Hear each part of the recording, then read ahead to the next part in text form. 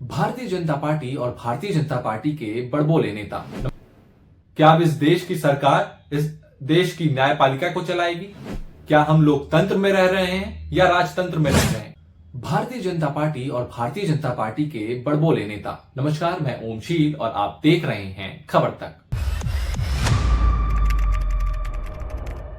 जी हां, ऐसे तो भारतीय जनता पार्टी में कई बड़बोले नेता हैं, लेकिन आज हम बात करेंगे भारतीय जनता पार्टी के सबसे बड़बोले नेता की। जी हां, हम बात कर रहे हैं निशिकांत दुबे की, जो अपने बड़बोलेपन को लेकर और या यूं कह लें अपने ताजा ताजा बयानों को लेकर काफी चर्चा में रहते हैं। और अभी जिस बयान पर उनके चर्चा है, उस बयान में निशिकांत दुबे सीधे तौर पर सुप्रीम कोर्ट पर आरोप लगा रहे हैं, लेकिन आरोप कुछ ऐसे हैं कि अब ये चर्चा का विषय बना रहेगा इस देश में।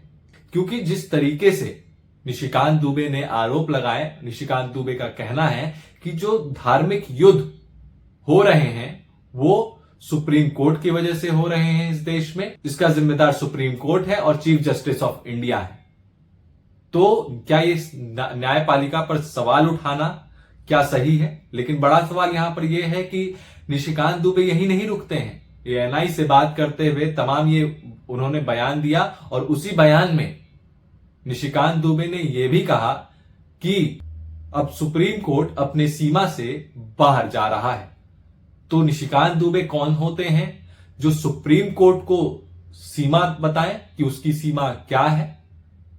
क्या एक इस देश के सांसद को इतना पावर होता है कि वो न्यायपालिका से सवाल कर सके और उसको सीमा रेखा बता सके कि सुप्रीम कोर्ट की या फिर इस देश के न्यायपालिका की क्या सीमा रेखा है? क्या अब इस देश की सरकार इस देश की न्यायपालिका को चलाएगी? क्या हम लोकतंत्र में रह रहे हैं या राजतंत्र में रह रहे हैं?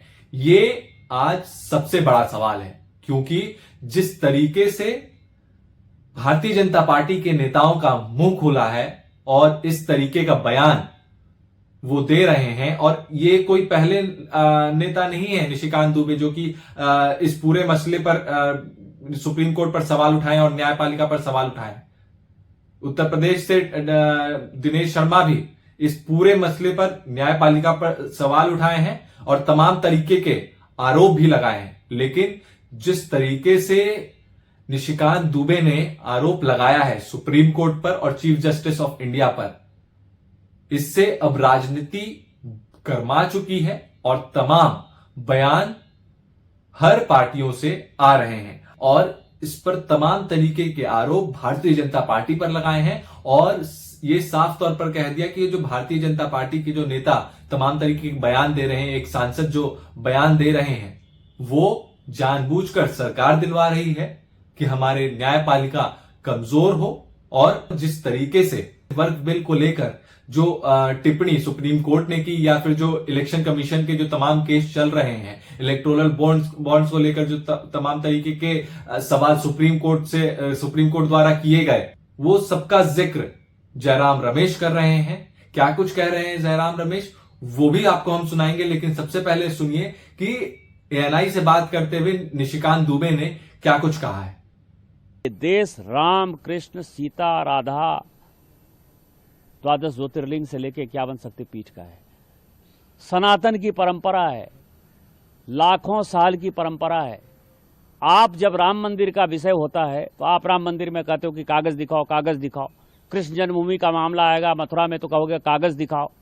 आप जब शिव की बात होगी, ज्ञानवापी मस्जिद की बात आएगी, कागज दिखाओ। और आज केवल आप मुगलों के आने के बाद जो मस्जिद बने हैं उसके लिए कहते हैं कि आप कागज कहां से दिखाओ। इस देश में धार्मिक युद्ध भड़काने के लिए केवल और केवल सुप्रीम कोर्ट जिम्मेवार है।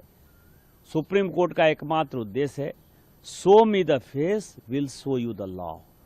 सुप्रीम कोर्ट अपनी सीमा से बाहर जा रहा है। सुप्रीम कोर्ट की सीमा यह है कि भारत का संविधान जिस कानून को बनाया उस कानून की उसको व्याख्या करनी है, और यदि वो व्याख्या नहीं कर सकती है और सब कुछ के लिए सुप्रीम कोर्ट जाना है तो इस संसद का कोई मतलब नहीं है, विधानसभा का कोई मतलब नहीं है, उसको बंद कर देना चाहिए। उपराष्ट्रपति तो सुना आपने निशिकांत दुबे का बड़बोलापन और वो किस तरीके से सुप्रीम कोर्ट और चीफ जस्टिस ऑफ इंडिया पर सवाल खड़े कर रहे हैं। सीधा आपको सुनाते हैं जयराम रमेश का वो बयान जिस पर साफ तौर पर जयराम रमेश ने तमाम तरीके के आरोप लगाए और कहा कि भारतीय जनता पार्टी ये जानबूझकर करवा रही है और न्यायपालिका को निशाना बना रही है। सुनिए। सुप्रीम कोर्ट को कमजोर करने में लगे हुए हैं। सुप्रीम कोर्ट के जो अधिकार हैं, संविधान जो अधिकार देता है सुप्रीम कोर्ट को, उसको काटने में, उसको कमजोर करने में लगे हुए हैं।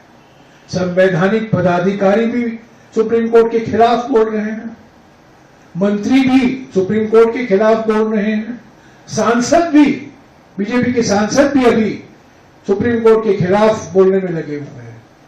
क्योंकि सुप्रीम कोर्ट एक ही बात कह रही है, जब आप कानून बनाते हैं संविधान के बेसिक स्ट्रक्चर के खिलाफ मत जाइए। अगर संविधान के खिलाफ है तो इस कानून को हम स्वीकार नहीं कर सकते। कांग्रेस पार्टी चाहती है कि सुप्रीम कोर्ट इंडिपेंडेंट हो, पूरी तरीके से स्वतंत्र हो, निष्पक्ष हो और जो अधिकार उनको संविधान ने दिया है उसका पूरा सम्मान करना चाहिए। पर यह बिल्कुल साफ है कि एक जानबूझकर अलग अलग आवाजें आ रही हैं और सुप्रीम कोर्ट को निशाना बनाया जा रहा है। क्योंकि सुप्रीम कोर्ट कई मुद्दों पर, इलेक्ट्रल बॉन्ड लीजिए, अभी वक्फ का मुद्दा आया है, इलेक्शन कमीशन का मुद्दा भी लंबित है सुप्रीम कोर्ट में, कई ऐसे मुद्दे हैं जहां सुप्रीम कोर्ट ने कहा है कि जो सरकार ने किया है वो गैर संवैधानिक है, वो संविधान के खिलाफ। चलिए, तो ये वीडियो कैसा लगा? वीडियो को लाइक करें, चैनल को सब्सक्राइब करें और कमेंट करना ना भूलें। नमस्कार।